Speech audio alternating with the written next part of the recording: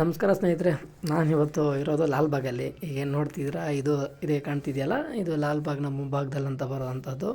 ಲಾಲ್ಬಾಗಲ್ಲಿ ತುಂಬ ಏನೇನಿದೆ ಒಂದು ಸ್ವಲ್ಪ ನೋಡ್ಕೊಬರೋಣ ಬನ್ನಿ.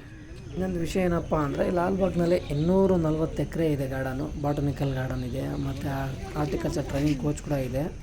ಈಗ ಮೊದಲನೇದಾಗಿ ಇದೊಂದು ಮರ ಕಾಣ್ತಿದೆಯಲ್ಲ, ಇದು ಮಹಂಗೋಳಿ ಮರ ಅಂತ ಹೇಳ್ಬಿಟ್ಟು ತುಂಬ ಹಳೆಯ ಮರ, ತುಂಬ ವರ್ಷದ ಮರನ ಇದು ಕಾಣ್ತಿದೆಯಲ್ಲ. ಒಳ್ಳೆ ಆಕ್ಸಿಜನ್ ಸಿಗುತ್ತೆ ಇದರಲ್ಲಿ ಕೂಡ.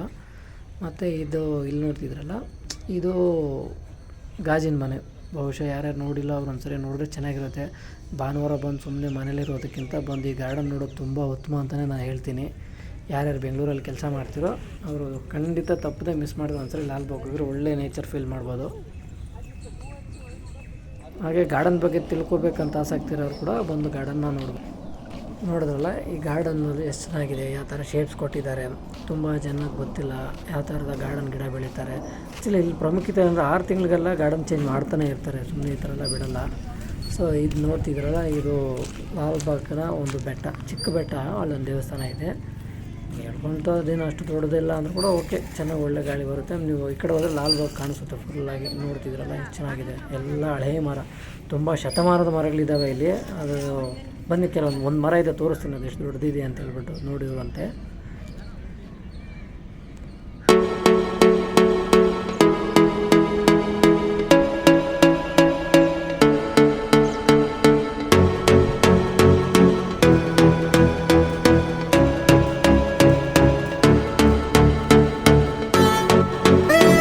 ಇದು ಕ್ಲೋಸ್ ಆಗೈತಕ್ಕ, ಒಳಗಡೆ ಹೋಗಿಲ್ಲ.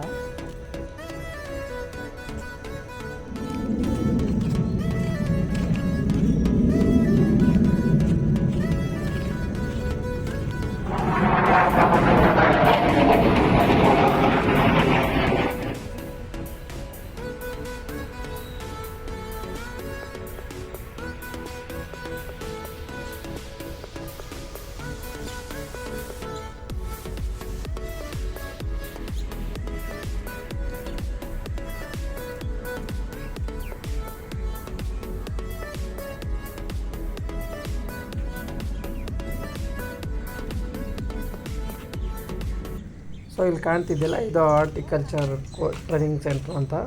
ನಿಮ್ಗೆ ಏನೇ ಮಾಹಿತಿ ಬೇಕಂದ್ರೆ ಗಿಡಗಳ ಬಗ್ಗೆ ಇಲ್ಲಿ ಕಂಟಿನ್ಯೂ ಸಿಗುತ್ತೆ. ಬಂದು ಸೇರ್ಬೋದು. ಇನ್ನೊಂದ್ಸರಿ ಬಂದಾಗ ಫುಲ್ ಮಾಹಿತಿ ಕೊಡ್ತೀವಿ.